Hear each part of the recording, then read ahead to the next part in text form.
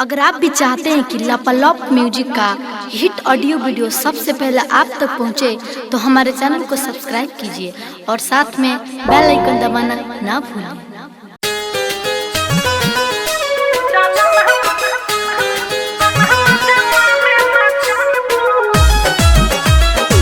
Music by गौरव रोशन। बड़ा पलंग तो चुरुर मुरुर करतात हो, हाँ केहू जान जाए जीव मोर डरतात हो।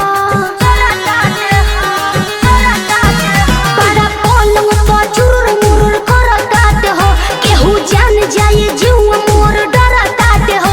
बड़े होता परेशानी अगर उठता जवानी, तू तो लागल रहा हमारा जहन पर। अरे ऐसन बात नइखे हो, ढेरे पलंग के लिहलु सवार, ढेरे पलंग के लिहलु सवार। चलो ना मजा मारे मचान को, ढेरे पलंग के लिहलु सवार। चलो ना मजा मारे मचान को।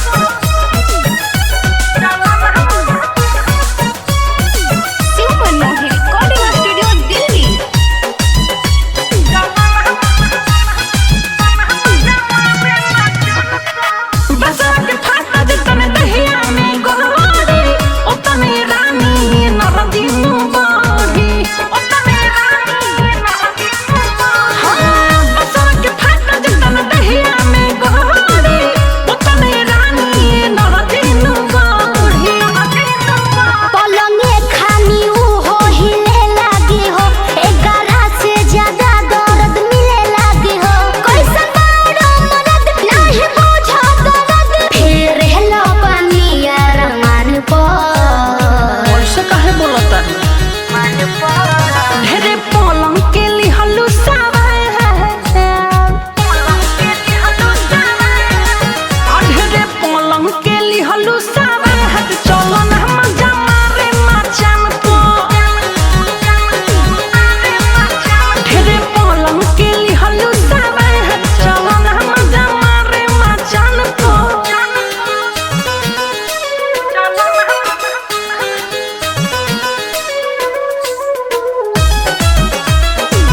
म्यूजिक बाय गौरव रोशन। मुंड जानी तू गबड़ा मिठ मारा साल के तू कोरावा में आ, मिठ मारा साल के तू कोरावा में आ। मुंड जानी तू गबड़ा मिठ मारा साल के तू कोरावा में आ। पराकाश परवाना देखता कतावे हो, आगे खिड़की से ऊ होता झकतावे हो। अब हो गइल भोर बहे अखिया से लर, दाग लग गइल हमरा सामान पर। ई कहा के दाग हो रे, ढेरे पलंग के लिहलु सवार, ढेरे पलंग के लिहलु सवार।